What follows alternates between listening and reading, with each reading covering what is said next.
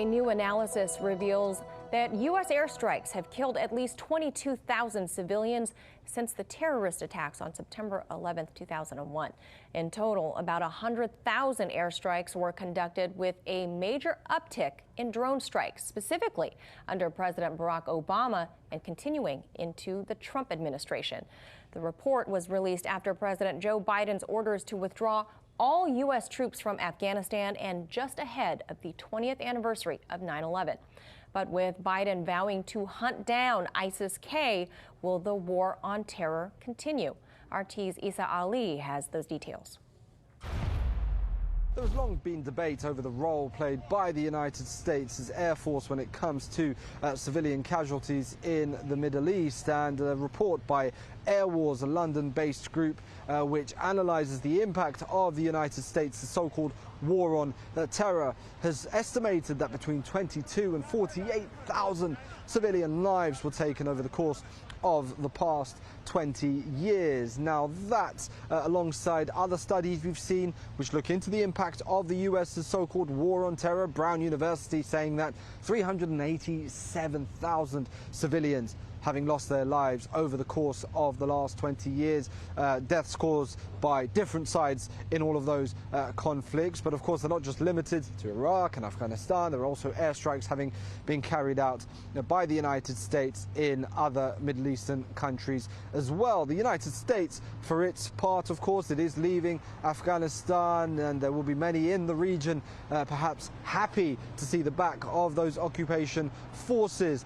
But the United States itself, well, they say they don't even keep records of the number of civilians that they have thought themselves to have killed, perhaps highlighting what many say is a lack of concern towards those civilians and their lives. Isa Ali for RT America in London. All right, here to discuss our panel today is retired Lieutenant Colonel of the U.S. Air Force Karen Katowski and National Organizer for the Black Alliance for Peace, Ajamu Baraka, are here. Colonel, I will start with you. Given your many years of military experience as well as academic research, analyze for us what decades of bombings, of war, and drone strikes foment in those receiving countries such as Afghanistan and Iraq. Well, it's well known amongst our politicians and our intelligence communities and our think tanks and the Pentagon that every innocent civilian that's killed produces, or has the potential to produce or create, 10 to 20 people that have now a new agenda opposed to the United States. So we create enemies and we create blowback and the conditions for sustained generational blowback. This is well known. I don't need to analyze that. We know this. And Ajamu, no doubt losing loved ones, civilians in their community as what we would call collateral damage grows generational distrust of any U.S. war effort. But what of those whose lives have benefited and have actually improved because of the U.S. actions? Are there any?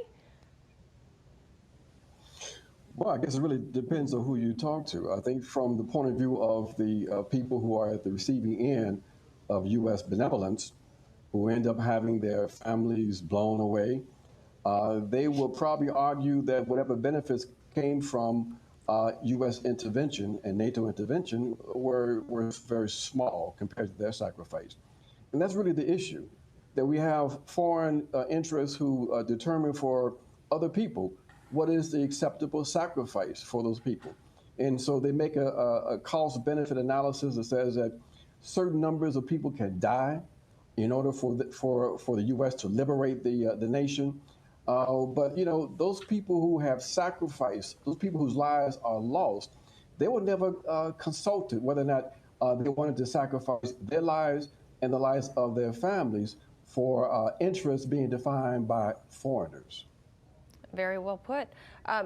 Colonel, would terror groups like ISIS or the Taliban or even Al-Qaeda and the whole lot of them, would they still exist without U.S. intervention in the Middle East? I think to some extent they would exist because you have complicated governance models, and you've got a lot of different people with different ideas, and there's going to be competition for power. And terrorism is historically a tool, and we call the people that use terrorism terrorists. So that's going to be there. But where do they recruit from? How do they justify their mission? How do they vilify those that they are attacking? In this case, in Afghanistan, the Taliban. Let's say, well, the Taliban is terrible, and we need to recruit. What better way than to have over-the-horizon airstrikes and drone attacks killing innocent people to kind of make the point of the ISIS-K and other groups there. So I think we help. By killing people, we help the terrorists, and I think that kind of symbiotic relationship is really tragic and evil. Ajamu, your thoughts on that? Well, it's I think, a very important point. It's quite clear that the 20 years of the so-called war on terror has suggested something very obvious. You don't fight so-called terrorism with state terrorism. That basically, with the awesome power of the U.S. and NATO forces that are able to drop bombs on people from afar, to engage in drone warfare, is that you are, in fact, recruiting for these forces. And so I have to respectfully disagree somewhat with the Lieutenant Colonel. I think that without this so-called war on terror, we would not have the so-called terrorist threat that exists today. I think it's been the actions of the U.S. and their NATO allies that have precipitated and enhanced the power of these armed opposition groups.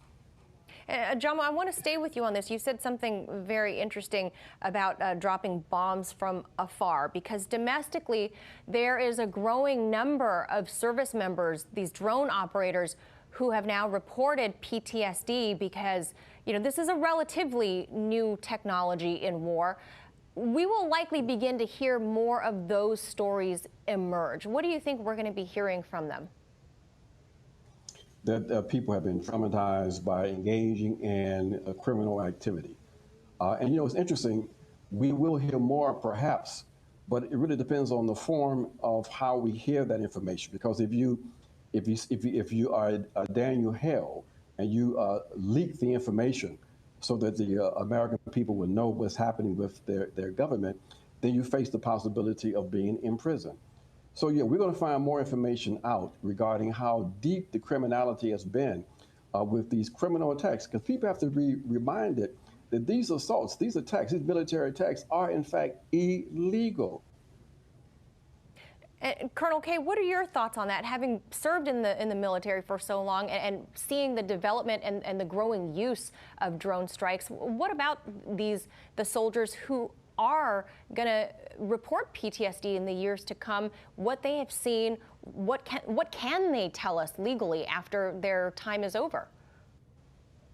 Well, they need to tell us everything that they know, and if enough of them do that, they won't all end up in jail like Daniel Hale has done. And there's a great deal of violation of international law. So when we use the word criminality, it is legitimate criminality. When you violate treaties, when you violate international law in the way that you conduct your business overseas, it's a crime. And certainly that is definitely been a hallmark for the last 20 years and before, but certainly in the post 9/11 period. So there's that. I think we will hear a great deal, not just from drone operators, but from our veterans from these wars as they see how it ended, which is with nothing but disaster.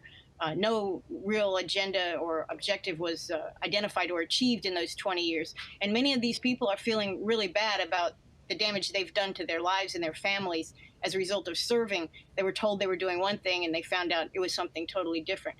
And I think the suicide rates already, there was a mild spike in veteran suicide rates after the withdrawal from Afghanistan, as many of them, saw the utter waste of what they had sacrificed. So I think we'll hear more of that from all participants at this in this Afghanistan theater and in the Middle East. And lastly, final thoughts from both of you.